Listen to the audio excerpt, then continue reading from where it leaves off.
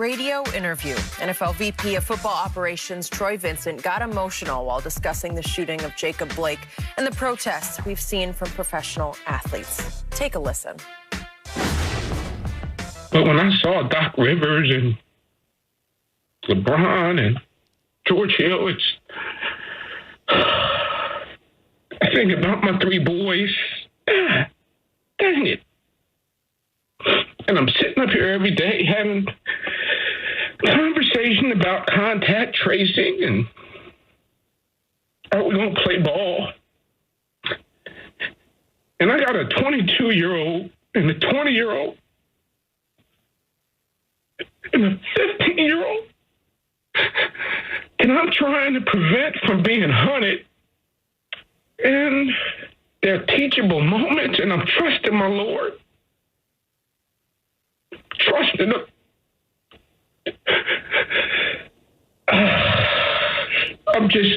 I'm proud of what the guys and the women are doing.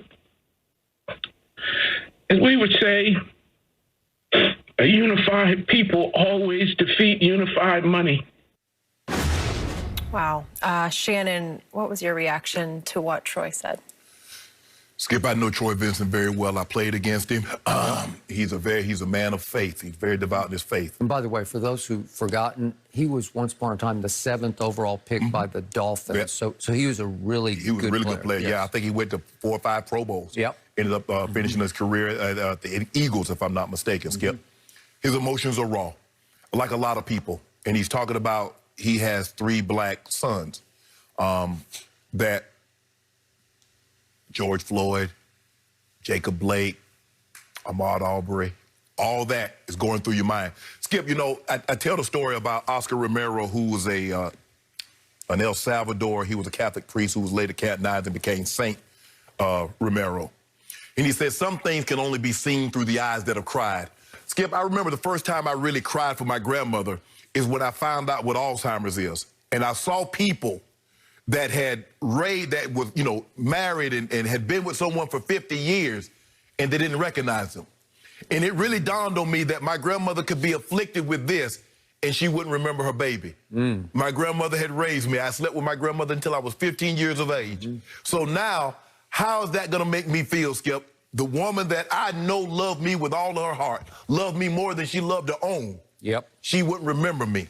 You see, a lot of people, if you don't have black young men or you don't have a black daughter or son, or daughter, a black daughter or son, Skip, you can't possibly fathom.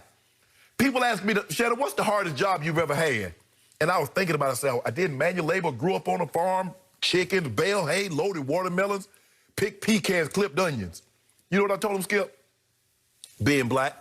It's the hardest job in America because you don't get paid for it. And it's a heavy burden to bear. And you can't get good at it because all you'll ever be is black. And no matter what you become, it will always be preceded by being black. He's a coach. Oh, Doc Rivers, a hell of a black coach. Oh, he's a quarterback? Boy, that was a hell of a black quarterback. He's the first black quarterback to do this. He can't ever be just that. He'll always be black. Boy, that's a heavy burden. And that's a job to be that. And guess what, Skip? Can't nobody teach you how to be black. And you're just born with it. And then you go from there. And you have to navigate your way in society.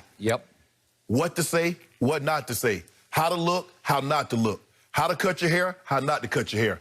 All these things that white parents never tell their kids, we got to have these constant conversations. I have a conversation with my son all the time. You good? I always worry when he calls me like, damn, something going on, Skip, he about to be 28. And I always tell him, I say, son, if they rob you of your dignity in the street, live with it. Live with it. Live with it. Daddy coming. Daddy might be getting ready to go on there with Skip, but Skip will understand, I'm coming. I got the means. We get the best attorneys. We got to go to Ed Garland. We got to go to Slade Eye. Whoever we got to get. We get it rectified. But I can't do nothing if you in the morgue, bruh. So it's not worth it. And he's saying, this is raw. You feel the emotion. You hear that from a lot of black fathers. You hear it from Chris Webber. You hear it from Doc Rivers. You hear it from Jim Jackson that used to work here, Skip. Robert Orr, you hear that. And And if you don't have that, if you don't have that fear, Skip, you know what? I was wondering, I was thinking, I'm going to turn it over to you, Skip. I wonder do white parents ever worry about this?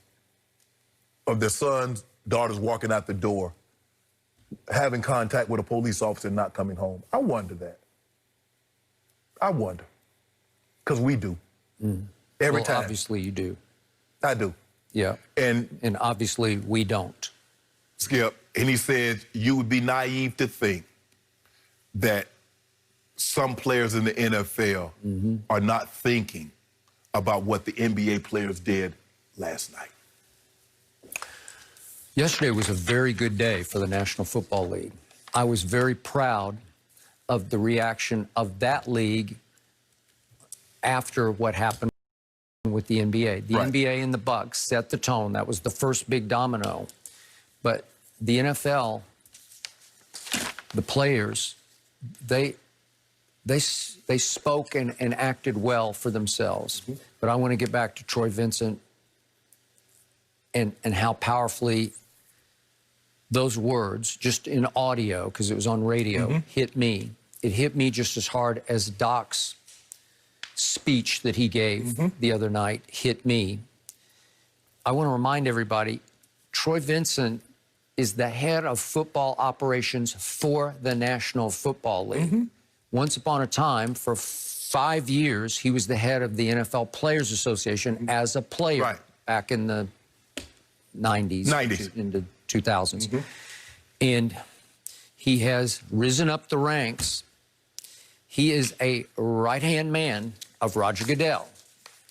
He is a first lieutenant of Roger Goodell. He is.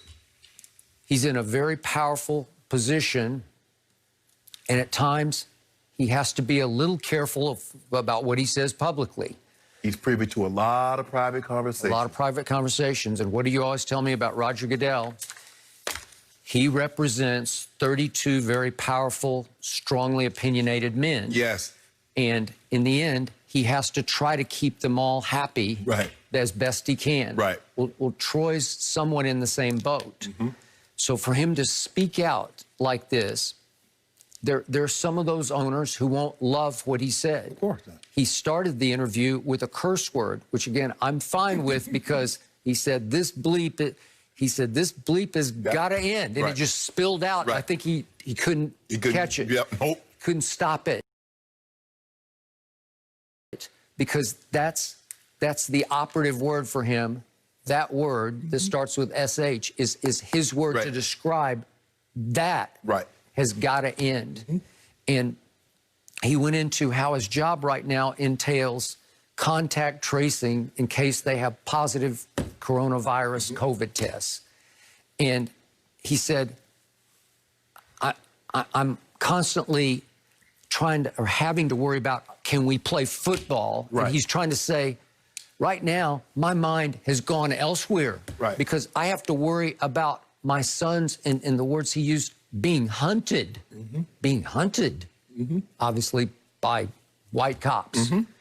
And one of those sons, by the way, plays defensive tackle for Ohio State. So he's a good player, was highly recruited. And so, not that he cares anymore about that son, but he has one in a prominent position.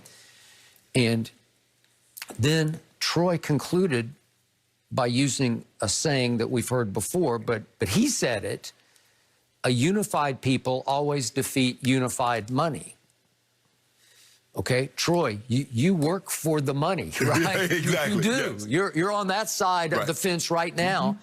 But he had the guts to speak out to the black community, to the black players, black and white players, obviously, that a unified front can overcome the powers that be. Those with the deepest pockets can be overcome.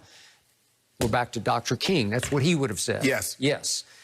And for Troy to say that publicly was powerful to me, because it's a little bit at cross purposes with the people he works for and with. But Troy says, you know what? When the police pull me side of the road, they don't know I'm as powerful as I am. They don't. They see me as black. They don't know I'm a couple of doors down.